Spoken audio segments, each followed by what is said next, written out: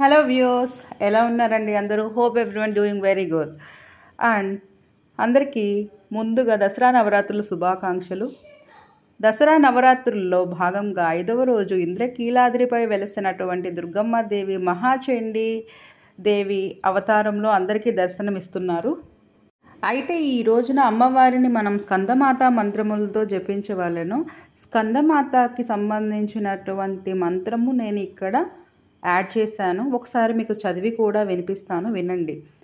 సింహాసన గథా నిత్యం పద్మాశ్రిత కరద్వయ శుభదాస్తు సదాదేవి స్కందమాత యశస్విని.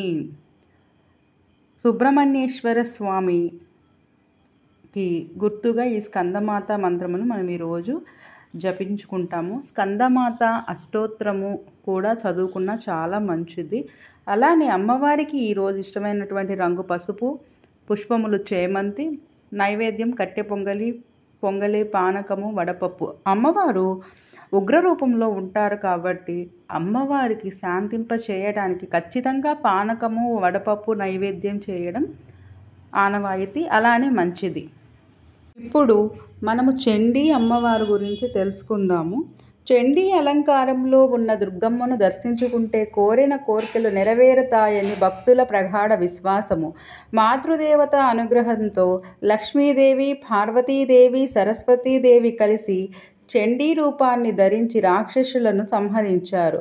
త్రిశక్తి స్వరూపాన్ని అయిన మహాచండిని ప్రార్థిస్తే సర్వదేవతలను కొలిచినట్లే అని భక్తుల విశ్వాసము. సింహ వాహనముపై కొలువు తీరిన మహాచండీ రూపంలో అమ్మవారు భక్తులకు దర్శనమిస్తారు. శ్రీ మహాచండీ రూపంలో ఉన్న అమ్మవారిని ప్రార్థిస్తే విద్య, కీర్తి, సంపదలు లభించి శత్రువులు మిత్రువులుగా మారుతారన్న ప్రతీతి ఉంది.